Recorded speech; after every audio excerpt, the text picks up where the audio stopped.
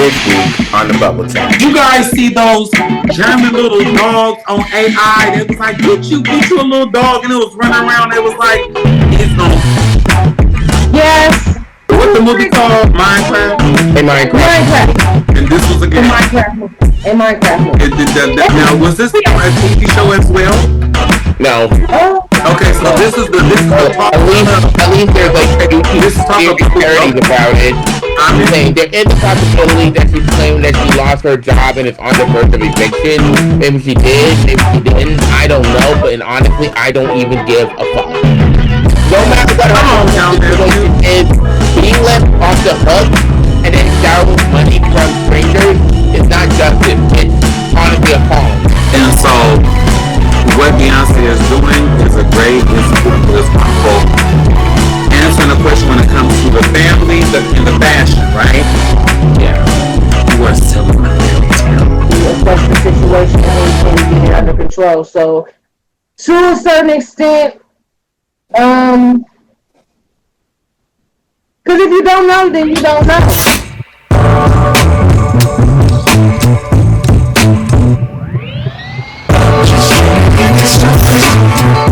Hey everyone, how you doing? Welcome to your local podcast where fresh perspectives on everyday life. Taking a break after work.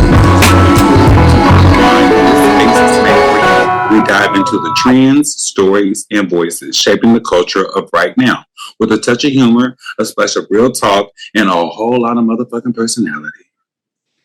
Today's episode is packed with everything from pop culture, tea, to social commentary that's been making headlines and hashtags. No topic is off table. We're going to explore it all, break it down, and maybe even challenge how it's been presented. There is always more to the story, and this is the place where we explore the layers.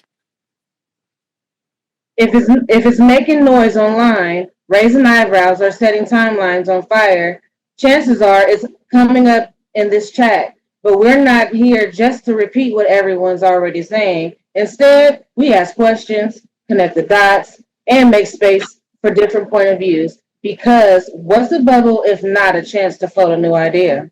And if you've been rocking with us for a while, you already know we keep things fun and honest, from unexpected hot takes to moments that hit closer to home. Each episode brings its own flavor. And if you're new here, consider this your official welcome into the bubble. So grab your headphones, pour yourself something to sip on, and get ready to dive in. It's time for another round of the Bubble Chat, where the mic is always open and the vibes are always real. Now, as Wendy once said for Hot Topics, how you doing? Mm-hmm. Well, the world's on fire. So, child, in the latest twist, okay, let me put my glasses on, fuck this shit up. In the latest twist on social media, Donald Trump shared an obviously fake AI-generated image of himself dressed up as the late Pope Francis. What a shame. Yes, you heard me right. Full couple robes, white cap, and all. The image was originally a viral AI creation from last year, but Trump reposted it on Truth Social with the caption, "I will never stop fighting for the American people." Lies. Now, it's worth pointing out that the photo is totally fabricated, AI generated, and not real in the slightest. But that didn't stop it from making waves. Some supporters were eating up, while the critics were quickly jumped in to call out the surreal and misleading nature of this post. It's not the first time Trump has embraced artificial images, but choosing one where he's styled as the Pope and adds a new layer of symbolism and some might say ego. This raises a few questions. Why post something so obviously false? Is it meant to be humorous, symbolic, or is it just another attempt to stir conversation? And in an era where misinformation spreads fast, what are the responsibilities of public figures, especially former presidents, when an AI-generated content is being shared? Curious to hear what y'all think, bubblers. Does this feel like just another Trump stunt, or is this something we should actually be concerned about? Let's unpack this.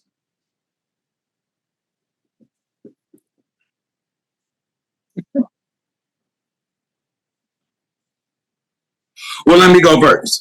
Cat got your tongue? You getting the cat being drugged through the keyhole. I see. Well, this is what it is. Y'all want to talk about AI? Before I jump into Trump's orange fruity cocoa butter ass color, let me. Okay. Did you guys see those German little dogs on AI? They was like, get you a little dog, and it was running around. It was like, it's gonna. Yes. This bitch, this is it. This is not what the fuck they had on the TV. It was running around and barking, and it had a tongue, and it was licking and everything. This is Donald Trump trying to be the Pope, y'all. He ain't it. He ain't it. Take the battery out the pack and let this motherfucker collect dust in the back of the closet. I'm not even sure what the goal was here. Was it a joke? A statement? Did it play too seriously? I would assume that he was trying to send a message to the American people who probably were mourning. Now, you have to understand, these are people that believe in the Pope, and then somehow in some backwards way support Trump. That was something to them, speaking to his own. As you see what I'm saying? He wasn't doing it to us. You know what I mean? So I would assume that he was trying to, I think he was just trying to reach out with his roach-like octopus tentacles. Okay. Here's the thing. There's using AI to push boundaries, and then there's this, creating a fake religious fantasy version of yourself to share publicly. I'm just sitting here wondering why. Just why? Why post it all? Why post in the Trump world? Why not? What was he trying to say with it? That he's a savior of politics? That he wants to be canonized in the social media Hall of Fame? I genuinely don't get it. And now with the news of the Pope's passing, it adds a strange layer to the whole situation. Like, the image might end up being one of the last viral things he put out there. A digitally alerted portrait of himself as a spiritual leader. That's surreal. Like, it really makes me think about the legacy public figures leave behind, especially in the age of AI, where fact and fiction blur so easily. Was he trying to control the narrative? Leave us all guessing? And you see that they said that he did it on True Social. He didn't do this on Twitter. He didn't do this on Facebook or Instagram. He did it on True Social. That's that new platform you're trying to work. Well, it gives to me that because the Pope symbolizes power, and hope. For those that believe in it, because I don't believe in the Pope. Well, for me personally, but it gives me power hungry, worship power stricken. Yeah, you know what I'm saying? Worship me, I'm gonna be your savior type. That's I said, yeah, if you believe in the Pope and you support him, that message was for you. Right. So it's like, that power stricken kind of, worship me kind of thing. And it's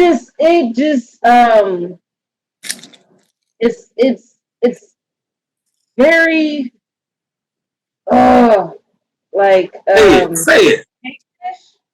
Ain't no filter here. You can curse it's like paganish, Okay. Ooh, not the pagan holiday. Yeah, they even did it with it's the same. It's the same. They even did it. They did an AI of a white Jesus. So it's kind of like worship me. You know what I'm saying? To me, that's what I'm getting from that, because you waited till he died, because you wouldn't have did that if he was alive. You wouldn't have did that if he was alive, because they, they're in that kind of stuff too. They kind of work hand in hand together. Yeah. The government and the Roman popes. So you wouldn't have did that if he was alive. But and now he's deceased. It's like, yeah, I'm the next one up, worship me. That's what I get. from that. Mm-hmm. Kind of ugly. I don't like it. Yeah. Well, we can't win for losing. We're gonna have to roll through this shit the next 4 years. Let's just hold our hands together and and pray. That's all we can do. Just hold our hands together and pray. What's next? Right. So here's the latest buzz. This past month, cinemas are issuing warnings about disruptive behavior during screenings on a Minecraft movie. This film, released on April 4th, 2025, has sparked a viral trend centered around a scene featuring Jack's black character, Steve, referring a chicken jockey, a baby zombie riding a chicken, a rare in-game occurrence. This moment has led to an enthusiastic reaction from audience, especially younger viewers, who cheered What did he do to the chicken? a zombie, a chicken jockey, a baby zombie riding a chicken. Oh, like a horse. Yeah. Okay. I'm just trying to Right. It's crazy because me and my children, we wouldn't seen it as well. So viewers, you went seen somebody ride a chicken? It's in the movie. It's in the movie. Okay, all right, I'm good. It's a scene. It's a scene in the movie, and it's a zombie riding a chicken, and they called it Chicken Jockey. So I'm trying to figure out how big was the zombie and how large was the chicken. I think he was like this size. Like this size. That's the chicken or the zombie? The zombie. Yeah. The zombie. I'm thinking the baby zombie. I'm clear. I'm just trying to chicken is like right here. Okay.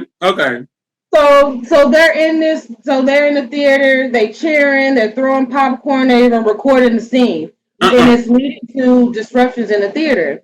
So the situation escalated to the point to where, in one viral incident, police were called out and escorted the children out the theater. In response to chains in the UK, it's always some other people.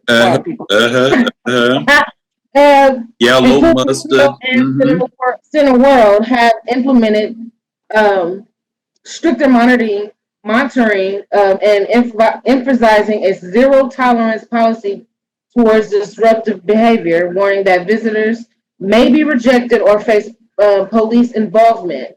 In the U.S., the Township Theater in New Jersey has taken measures by banning unaccompanied minors from attending screenings of the film after a group of unsupervised boys allegedly engaged in disruptive behavior, including vandalism during a show on April 5th. The theater linked in the incident in the viral chicken jockey TikTok trend, which involves audience loudly celebrating the scene. Now, let's open the floor. What do you think about the phenomenon? Is this a harmless expression of fun, enthusiasm, or does it cross the line into disruptive behavior that affects other moviegoers' experience? Should theaters implement stricter policies, or is there a middle ground that allows for fans interacting without chaos? Let's dive into the discussion. Let me tell you one thing. I'm really curious to know how did it even became a trend. Yeah, I mean it's a PG-13 PG movie. I think it's PG. I don't know for sure. Yeah, no, it's a kid movie. You know, it's a game that almost all the kids play. You know, it's a very popular game, and it was about time that they came out with a movie. You know what I'm saying? Yeah. So what's the movie called? Minecraft. Minecraft. And this was a game. A Minecraft movie. Now, was this ever a TV show as well? No. Oh. Okay, so this is the talk at least there's like YouTube parodies about it. I remember because we talked about this a few episodes back. Go ahead. So, you know, like I said, this is a very popular game, and almost all the kids play it, you know. And they've been playing this for years. Okay, now do the zombie ride the chicken in the game? Huh? Does the zombie ride the chicken in the game? The zombie rides the chicken in the game. Okay, now tell me this. Now, is that maybe. a good thing? Is that a good thing when the zombie rides the chicken? I think, you know what? I think the kids is just, when they seen it, it was just like, it was, because what I was thinking was, you know, like in Mario Go-Karts, how you get in the cart and then you're not in the cart and you have special, you can do shit and you can't. So I'm just thinking, like, was that the part where it was like, yeah, like we're winning, we're going to the next level if the zombie get on the chicken? I mean, like who started man on the cock? It's the crazy on the cock. I think it was just like, okay, well, maybe when I play the game, I'm gonna try that. Oh, look at that. That's cool. Like, I'm curious to know how did it become a trend, who started filming it, and why did the internet latch onto it so fast? I mean, I get that people love chaos and a good laugh, but not everything needs to go viral, especially when it affects other people who are just trying to enjoy a movie every day paid to see, which is probably like $25 or $30 or whatever the fuck movies cost nowadays. Personally, this is one trend I will not be participating in. I don't work. I never work behind the scenes in a movie theater, but I've seen firsthand how hard movie theater employees work. They come in after credits roll to clean up crushed popcorn, sticky soda spills, and now apparently whatever is left behind from someone's TikTok moment. It's not just inconvenient; it's honestly disrespectful. I also understand why theaters are now posting warnings about and removing people for disruptive behavior. There's a line between having fun and ruining the experience for everyone else, including the staff. And the more this trend grows, the harder it becomes for those workers to keep the space clean, safe, and enjoyable for the audience. So yeah, it might be funny in a moment on your phone screen, but let's think twice before turning a public place into a personal stage. The consequences are real, and the mess, someone has to deal with it. And I want to piggyback off of what you were saying, Joya, about how kids watch something and they all of a sudden they are trying it themselves, and when they were not supposed to try it at home. I think it's basically the marketing of television nowadays. But yeah, and then too, children should be allowed to be excited and enjoy something. Well, they should be allowed, but at the same time, if you're literally disrupting the movie where other people can't watch it, you know what I'm saying? That is being disruptive. People paid their money to come see this movie. Now, those children that went in there and did that, they were unaccompanied by adults. If they had adults with them, that wouldn't happen. So they should have had adult supervision with them, you know, because when adults ain't around, these are things that happen. That's why they have to put out these warnings of disruptive behaviors and, you know, vandalism.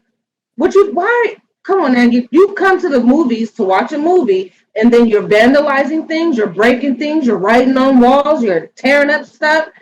That's not watching the movie. That's not enjoying the movie. So you turn it into something else. Well, I'm going to play devil's advocate, and I'm going to make 2 points. So we know what digital programming is, right? We know what digital monitoring is. Mm-hmm. There's also called digital influence, and that is really hypnosis. So, nephew, you might be a little bit too young, but Joya, I would believe that you remember back in the day when MTV used to have like cartoon commercials in between the programming? Yeah. Do you remember sometimes it was just a distorted screen and it was like crazy music? Try to change the channel, be like, shh. But okay. I'm talking about when MTV would generate that. It would really be saying under all that, watch MTV. MTV is the #1 station. McDonald's. Okay. Ba-da-ba-ba-ba. I'm loving it.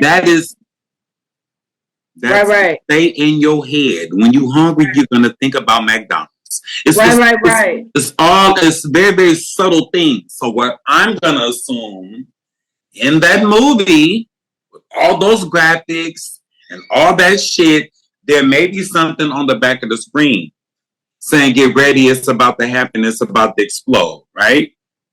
As in, like, get pumped, get ready. You know, if you ever been at a game and they say scream like that may be in the back and you really can't tell, right? Okay, but then you said that these were kids that were unaccompanied, right? Unaccompanied. So then I'm going to assume that this was the climatic part of the movie. And I'm going to assume that whatever part of the movie is not in the game. The chicken jockey. So you just took this to the next level. Right.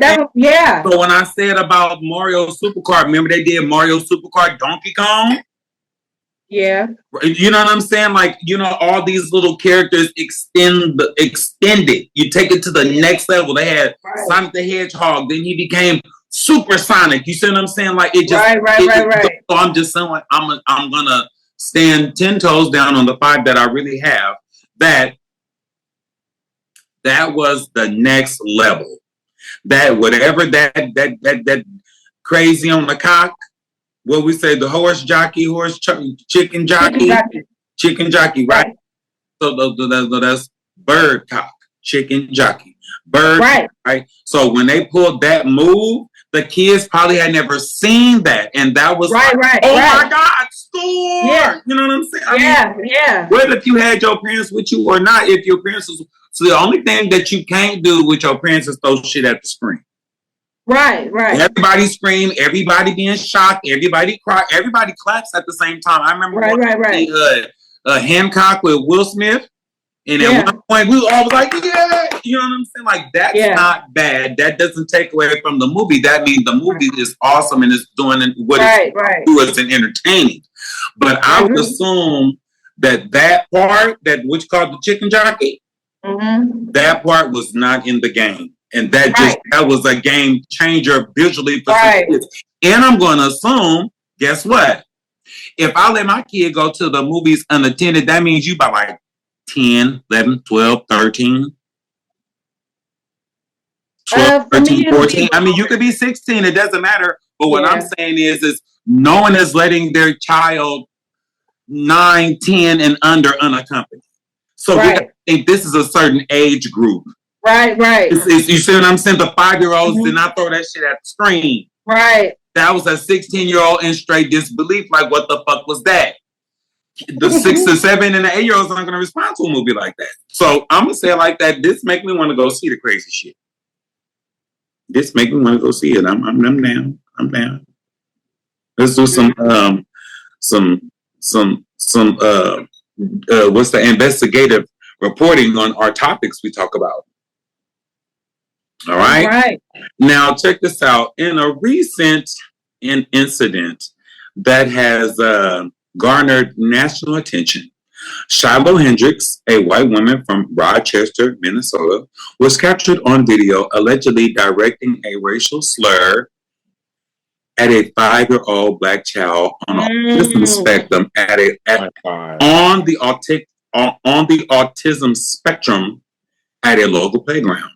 The video recorded by a bystander, Sharmaik Omar, shows Hendrick confronting the child and justifying her use by the slur. Justifying her use of the slur by claiming the child had taken items from her son's diaper bag. Following the video's circulation on social media, Hendricks launched a fundraising campaign called Help Me Protect My Family on a Christian crowdfunding platform, Go Give, Send, Go. She cited harassment and threats as reasons for seeking financial assistance to protect her family or potentially relocate. The fundraiser initially was set up for a goal of $50,000, has surpassed $600,000, probably more as of now. You got another number, nephew? You got a current number? I think it probably grow like maybe $700,000 or $800,000. What? Okay. Yeah. So prompting Hendrix to increase the target to like $1 million.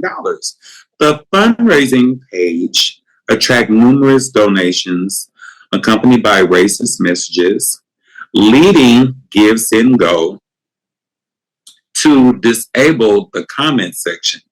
The platform stated it does not endorse the views of campaign organizers or donators. Now let's delve into this further. How do we interpret the public's response to this incident, especially in the terms of financial support? What responsibilities do crowdfunding platforms have in moderating the campaigns they host? And what does this say about societal attitudes toward accountability and support in cases involved alleged racist behavior? Let me just ask a question, nephew. Mm-hmm.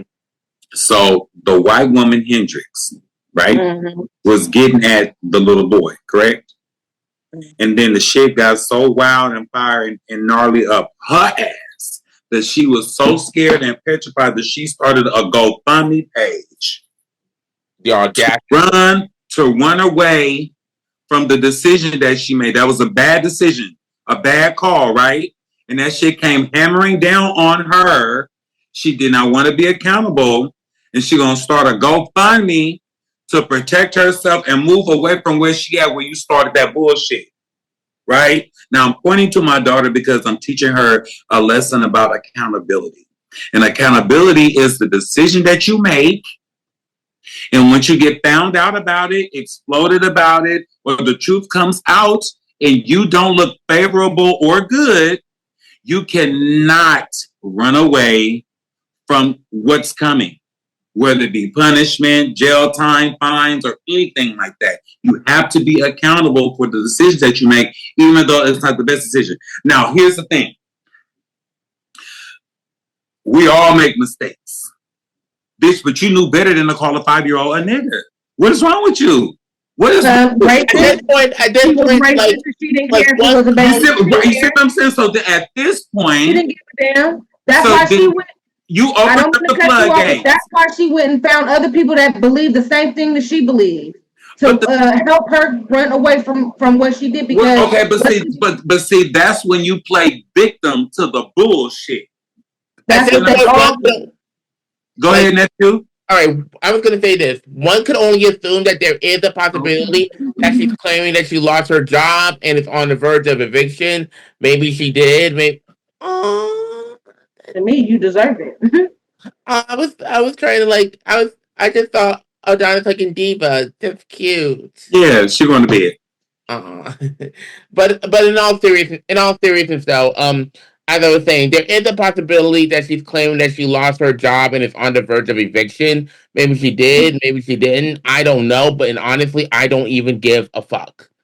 No matter what her situation is, being left off the hook and then shower with money from strangers is not justice. It's honestly appalling. And let's be clear. Not strangers. That's family. That's a different type of kinfolk. Because I know we didn't do it. I know we didn't do it. Word. It's a slur with roots in slavery, dehumanization, and generations of systemic racism. Forgive me, Lord. Any man, person, of color, and justified violence. It's not just about content or intent, whether it's in a song said jokingly or used by claiming to be part black, it's unacceptable. Period. Especially not when directed at a child. And I don't know what's worse than the fucking fact that she said it, or the fact that people are literally reaching out into her pocket to help her about it. Okay. If you're defending her or donating to her cause, I seriously have to wonder where your values lie. That's right. Right. It isn't just about cancel culture. It's about accountability, like you were saying, Adonis. And the fact that someone can publicly use a word, face almost no real consequences, and then profit off the backlash, that's a real issue right here. That's all I got. We just need to do better. We need to do better. We need to do better. We need to fucking do better. Let me tell you what happened. People been going through this for generations. It ain't stopped yet. It ain't even stopped with this little baby. Okay? So I really don't understand. Yeah, that is unacceptable to me. I think it's very disgusting. And whatever happened to her, she deserved it. But at the same time, like you said, it shows the values of the people that's helping, trying to help her out of that. Like she went and found people that believe the same thing she believes. Well, no, I mean, I was just you just okay. Now look, tread lightly, but I'm telling the truth. Because, so, you ever heard of European Latina? This is someone that is Latin that look white. They may have blonde, they may dye their hair blonde, or they may have light eyes and they don't have an accent. And you are led to believe, or they will lead you to believe that they're white. Right? Okay. And then we all know that Asians are the second class citizen to white people. Right? So I'm thinking about the people that's giving her money. I'm thinking about the people that's giving her money. Now, here's the gag. There's a lot of racist, broke-ass, po-ass white people can't get nobody a motherfucking dime. Right. So we have to understand this bitch she got like $750,000, right? Right? Okay. Over $500,000, right? Who gave it to you and why? Okay, so I'm gonna think about them paranoid, the white people that's scared of all people of color, not necessarily black people, just paranoid, scared all the time, clutching pearls and purses for no reasons, right? Then you have those who believe what she believes. Yeah, that nigger child or whatever, however, whatever, right? Whatever they agree with her in, he stole it, got her stuff. She needs this, she needs that. So I want you to think about the rich white woman that really doesn't have, that ain't never been outside her gates of her society. You ain't never been in the hood. You never been to an urban place. You've never really had like soul food. You know what I'm saying? You don't have black friends, right? Very, very segregated socially, right? So let me give her what she needs. She needs more than a bag. She's going to need diapers. And then they give her all, you know what I'm saying? You need to think about the minds of the donors. It's not the donors themselves. Real quick, it's the minds of them. And they're trying to help her get out of it, right? Can I just say something really quick? I don't mean to interrupt. But I want to say this. The GoFundMe needs to be reported. And if it's not reported, then the kid's family needs to file a lawsuit against her. If I got right, because I'm gonna say we need to split all that. We need to split all that money. Yeah, or give it all. Godfrey the comedian, he did a commentary on that video. That's how I knew about it. He cussed her out something good. And that's dark skin with the curly hair, right? The Nigerian African. Oh, yikes! The comedian. I know who you're talking about. Yes. But prayers up, and how about this? Why? Now I'm gonna ask us black people why we ain't set up a GoFundMe for that little black boy that she was cursing out. We have to learn how to nation build. You see what I'm saying? Why we didn't set up a GoFundMe? People get mad at us when we focus on our people. Oh, why not all people? No, sometimes we need to focus on us, on our people. You know what I'm saying? And build up our people. Yes, you're right. We should have stepped out and supported that baby. And it's not too late to do it. No, it's not. You know, and we need to start learning how to do that for our people when stuff like that happens to them. Because as you see, she's a prime example of when one of them were in trouble, how they all flocked to help them. Let me try and end this one on a lighter note. That's white privilege in rare form. I took my daughter to go see the movie Snow White. So we all know where Snow White is in the Seven Dwarfs house, right? Mm-hmm. My daughter nudged me with her elbow and said, "Oh, that's white privilege right there." And I looked at her and said, "In rare form." Oh. The N-word slur slanger, then got rewarded. That ain't number white privilege in rare form. Man. Mm-hmm. Let's move on to the next one. We start getting these white picket fences and start making picket. Alrighty, well, next up, Lady Gaga's monumental free concert at Copacabana Beach in Rio de Janeiro. I do apologize if I butchered it. Drew an estimated 2.5 million fans, was nearly the target of a violent attack. Oh no! Brazilian authorities revealed that they had thwarted a bomb plot orchestrated by a racialized hate group posing Gaga's fan base, the Little Monsters.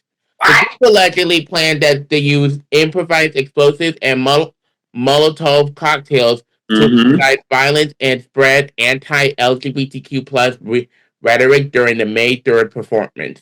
Like the absurdity of the threat, Lady Gaga and her team were not informed by law enforcement prior to or during the event. They only became aware of the foil plot through media reports the following day. A representative for the singer stated that while they had coordinated with local authorities on safety measures, they received no specific warnings about potential risks. Brazilian police conducted discreet operations to avoid causing panic among the massive crowd.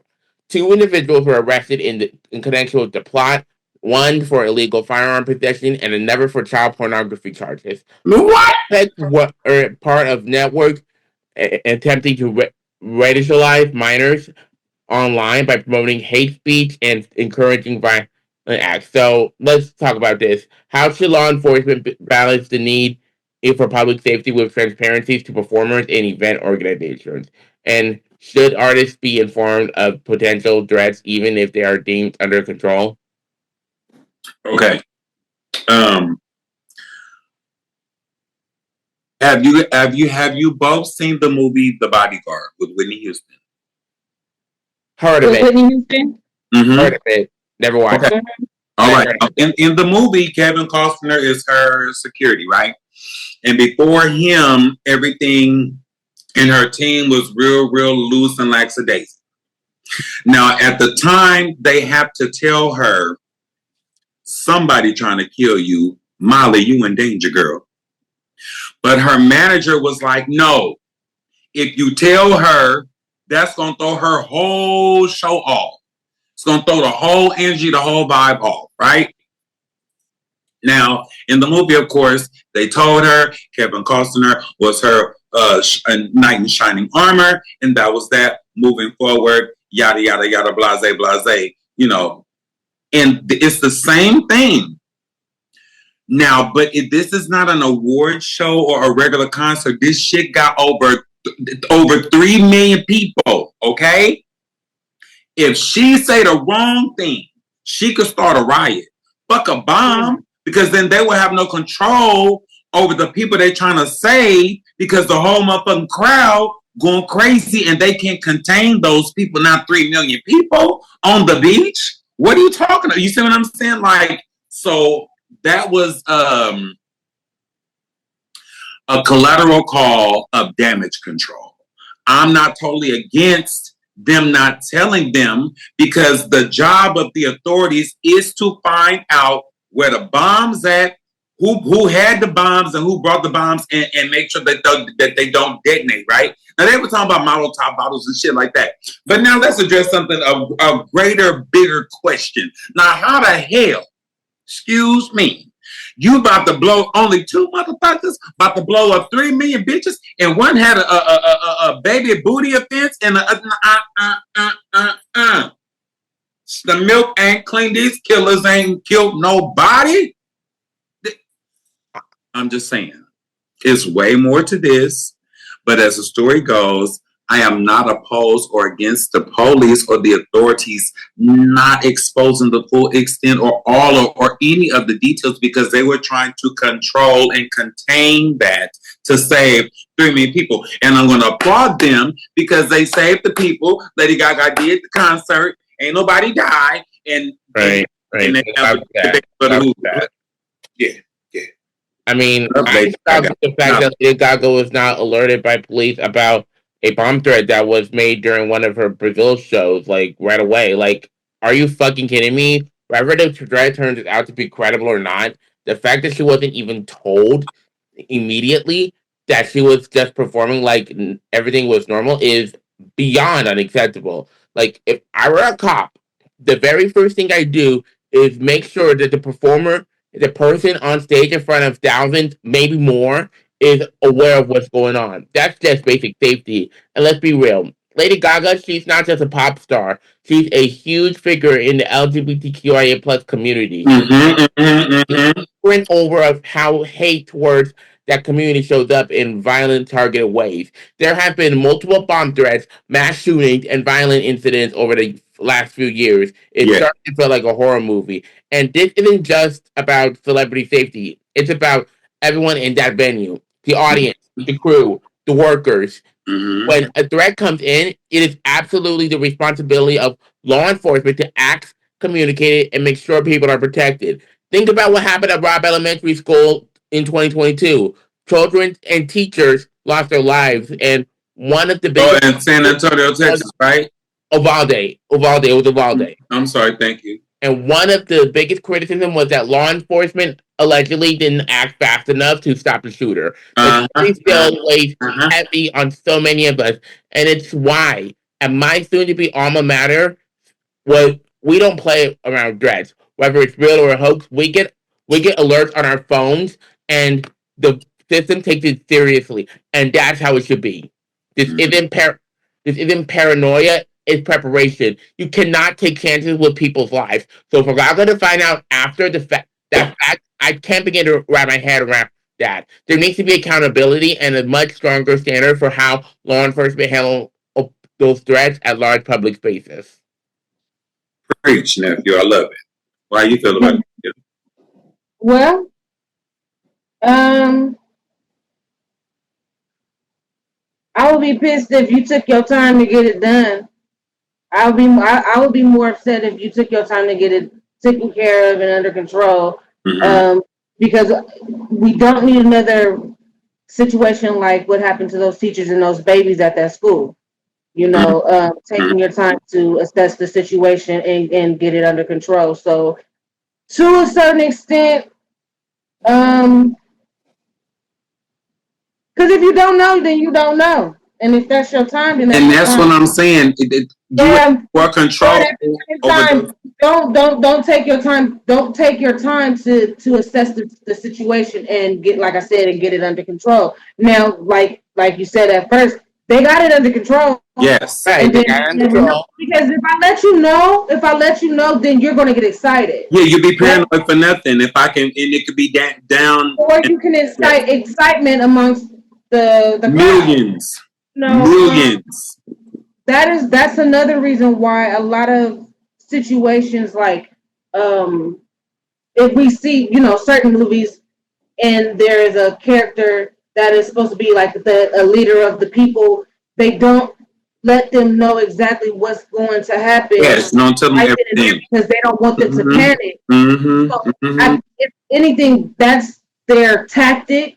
So remember Donald Trump and everybody went and bought all the goddamn tissue? Yeah. Donald Trump and shit, we stand right out of stock. We still ran out of shop. Yeah. So I think it was just so, people wouldn't panic and things would get out of control. And then, at that point, then if the crowd is out of control, then we can't focus on what the suspects that we're looking for. Right. And greatly, they found the suspects that they were looking for. So no, I don't believe it, and I don't believe it. You don't believe that they found? I don't. The booty charge, and no. And no, that's baby. Them is not the people that's there to kill. $3.5 million. Those must have been like crash dummies of people they had just left behind for being stupid. Them wasn't them with Smokies. Debo got away. But we're gonna talk a little bit we're gonna talk about a more healthier crowd and size and attention, okay? Beyonce's Cowboy Carter tour has transformed into a heartwarming family celebration. On May 1st, at the SoFi Stadium in Inglewood, California, the superstar welcomed her daughters, Blue Ivy and Rumi Carter, and her mom, Tina Knowles, to the stage, creating a memorable multi-generational moment. The occasion also marked the celebration of Tina Knowles' memoir, Matriarch, which recently topped the New York's bestsellers list. Beyonce invited the audience to congratulate her mother, leading her to a touching family embrace on stage. The event was not only a familial gathering, but also a fashion showcase. Beyonce donned that low crystal white and black pipe cowboy shirt paired with a flowing red ruby skirt and flaming thigh-high cowboy boots, and Blue Ivy wore a golden draped gown that kept top and flowing maxi skirt, while Rumi shone in a gilded pale tea dress with short little sleeves. Tina Knowles complimented the ensemble in a sparkling gold dress with an interlocking waist buckle. Blue Ivy, now 13, has become a seasoned performer, joining her mother on stage during songs like Deja Vu. 7-year-old Rumi made her on-stage duet, joining Beyonce during the ballad Protector. Dressed in a custom golden Oscar de la Renta dress, Rumi hugged her mother, bringing the audience to an emotional high. Beyonce praised her daughter's performance, leading to the loudest cheers of the night. Tina Knowles' memoir, Matriarch, delves into the themes of Black motherhood, empowerment, and family legacy. The 9-city book tour has garnered significant attention, including support from former First Lady Michelle Obama, who hosted a celebrity event in Washington, D.C. Both women embraced a black and sparkly dress code, highlighting their shared elegance for mutual respect. Let us open up this discussion. How does the inclusion of family members on stage enhance the narrative of Beyonce's Cowboy Carter tour?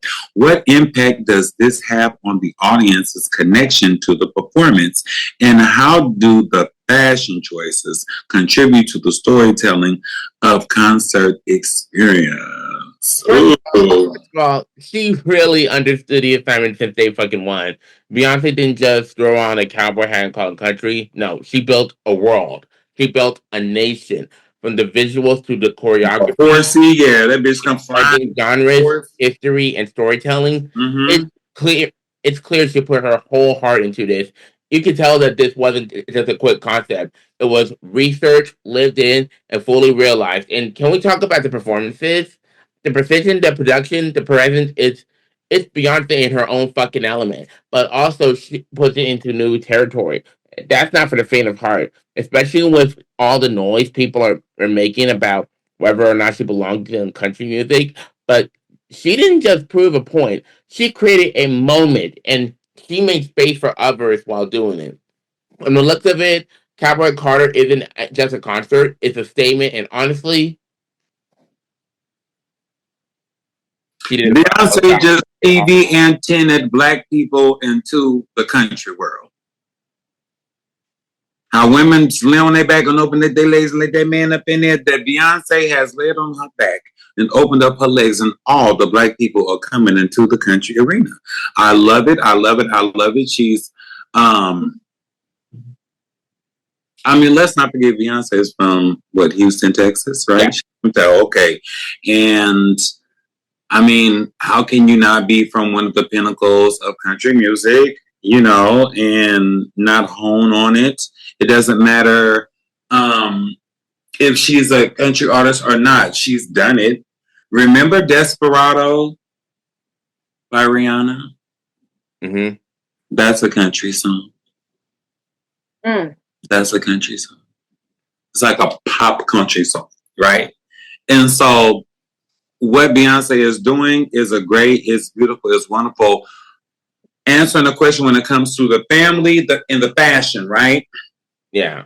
You are selling the fairy tale. You're telling the fairy tale. You are selling the fantasy. So, I'm sorry, Disney, I'm gonna throw you down the drain. So instead of making the Black Princess a motherfucking frog, now it's Beyonce's goddamn daughter Rumi. You see what I'm saying? And I love that she was an Oscar de la Renta with her tea leaves. And I love that Blue over there busting it wide and cutting it open to the side. And I love how Beyonce could sit there and look hella elegant and say, Mama, come sing your fine ass up out here. Let's get this print out these pages. All that is very, very inspiring. And it gives people hope. You don't know. Remember earlier you just said during the last segment, you don't know what you don't know. Right. You don't. So if don't nobody show you, tell you, let you get a little taste of the possibility, what it is out there, you can get you a husband. Y'all can build an empire. You can have a family, and people will applaud you for doing good and great things. Right. That's it. I am. I'm not a Beehive girl or anything like that, but I will say that Beyonce is good at what she does. She is very good at what she does. I like how she have embraced marriage and motherhood and still be on top of her game. Yeah. It's sexy. And I ain't gonna lie, she's sexy at it too. You know, like I said, I don't follow her. I don't do none of that. But when I see her, it's I can understand why people gravitate to her. You know what I'm saying? If you follow me, I can understand why women gravitate to her. But I do women. Not just Black, all the women. Yeah, no, all women. But I'm just saying, like, I really like how she embraced marriage and motherhood and still stayed on top of her game. I don't like how people, or women, I should say, I don't like how women downgrade marriage and want to have to feel like they got to do everything on their own and this and that and leave out marriage and motherhood. Mm-hmm. She makes it all look good. Yes. She makes it look so good. I love it. It's very beautiful. I seen the picture of her, the daughters, and her mom. I said, oh, that's cute. I like how they were all dressed and everything, coordinated, and yeah, they look like a happy family. That's awesome. Yeah. Applause and hats off to Mrs. Beyonce Knowles. Yeah, she's doing a damn thing. All right, well let's recognize another beautiful person in the world. I don't know if it's going to be a woman or not. Joya, you want to tell us about her? All right. So next we have, as we continue our celebration of Asian American and Pacific Islander Heritage Month, today we're shining a spotlight on an artist whose talent and culture pride have made waves around the world. I'm talking about her. Gabrielle Sarmiento Wilson. Her is a Grammy and Academy Award-winning singer-songwriter who proudly embraces her Filipino heritage. Raised right here in San Francisco Bay Area, she's spoken openly about her identity, how it has shaped music, and her mission. Through her soulful vocals, powerful lyrics, and boundary-pushing collaboration, she's become the voice of her generation, all while staying grounded in her roots.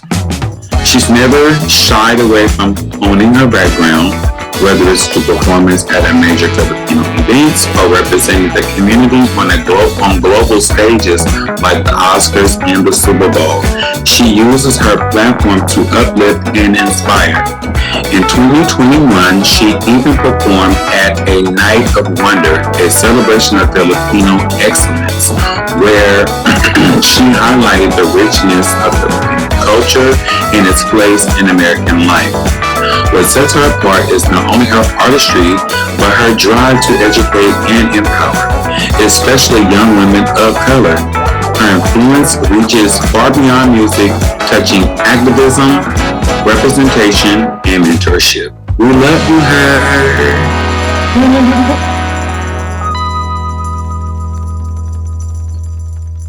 And we're back. We're going to have a little bit of, what are we going to call this segment? This isn't Judge Adonis. What was this, like a fashion scoop for the Met Gala? Yes, if you want to call it. All right, because the Met Gala was full of swag. The 2025 Met Gala, co-chaired by Anna Wintour, Pharrell Williams, Lewis Hamilton, A$AP Rocky, and Coleman Domingo, will celebrate the opening of the Costume Institute exhibition Super Fine, Telling Black Style. The event takes place where it took place Cinco de Mayo, with the expedition running from May 10th to October 26th. So here's the gag. Have you guys checked out? Have you guys peeped? Have you guys seen any of the slayage that happened at the Met Gala? Baby, I'm going to tell you right now, first things first, Rihanna, you ain't shit. You put on that goddamn tuxedo and let us see that goddamn belly, baby, and everybody went crazy. You would have thought the bomb blew up on Coco Cabana when she hit the goddamn red carpet with the goddamn baby bump and that goddamn Taylor suit, let me tell you. She's pregnant again? Yes! Yes, but you know what? I respect it because it ain't no microwave, no refrigeration baby about it. That was natural baby making music. You see what I'm saying? That was butter, foam, and froth and all that good stuff. You see what I mean? I love it, and I love it, and I love it. Now, we have slayage from Cardi B, Sierra, what's that girl, Doja Cat, Cardi B coming through. We had Demi Moore, the fellas, Domingo. We had everybody running through. I mean, it was very, very nice. It was very, very enlightening, and this is what I like.